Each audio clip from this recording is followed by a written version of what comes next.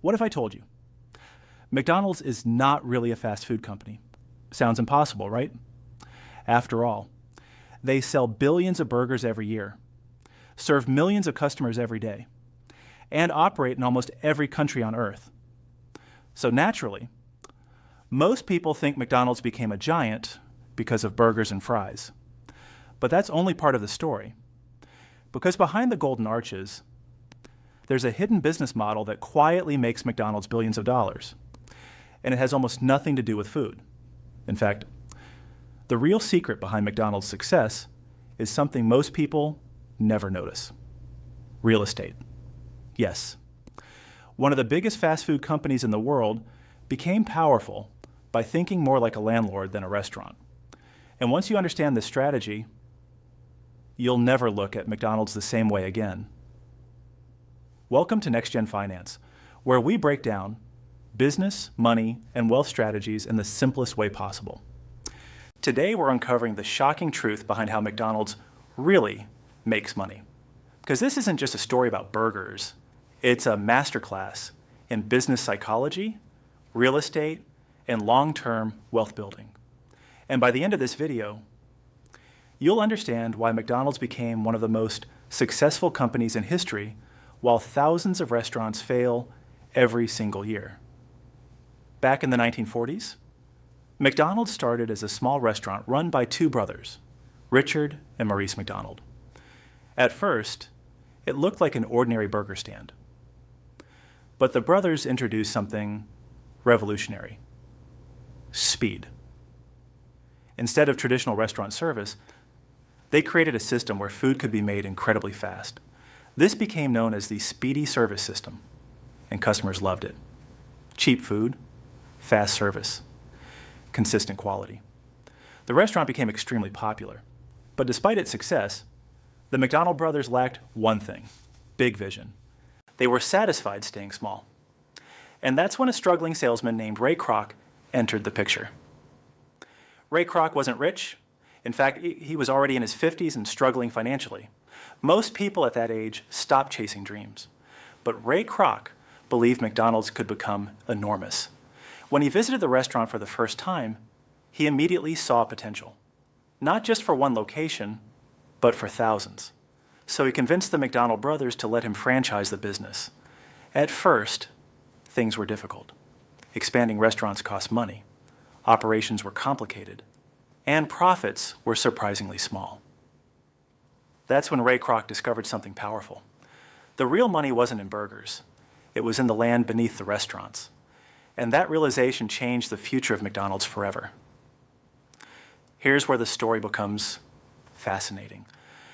Most restaurant businesses simply rent locations, but McDonald's did the opposite. Instead of renting land from others, McDonald's started buying valuable land themselves.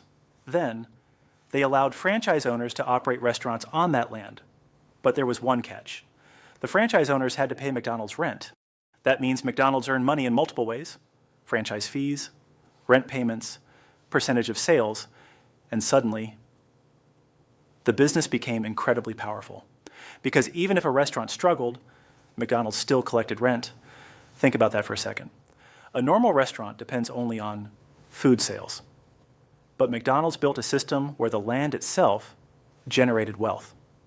This is why many experts say McDonald's is secretly one of the biggest real estate companies in the world. The brilliance of this strategy goes even deeper. Real estate usually increases in value over time. So while franchise owners work daily running restaurants, McDonald's quietly accumulated valuable property around the world: prime locations, busy intersections, major highways, famous city centers. These properties became worth billions. And because franchise owners depend on those locations, McDonald's maintains enormous control over the business. This reduces risk dramatically. Most restaurants fail because profits are unstable. But McDonald's built predictable income streams through property ownership. That's why the company remained powerful for decades. Not because burgers are magical, but because the business model is genius. McDonald's also mastered something equally important: human psychology. Everything inside McDonald's is carefully designed: the colors, the smell, the menu, the speed. Even the restaurant layout influences customer behavior. Red and yellow colors increase hunger and attention. Fast service encourages high customer turnover. Children's meals create emotional brand attachment from a young age. And consistency builds trust. No matter where you go in the world, McDonald's feels familiar. That psychological consistency became incredibly valuable. People trust what feels predictable, and McDonald's turned predictability into billions. The biggest lesson from McDonald's is not about burgers, it's about ownership. Most people focus only on income. Wealthy companies focus on assets. McDonald's understood this decades ago. Assets create long-term power.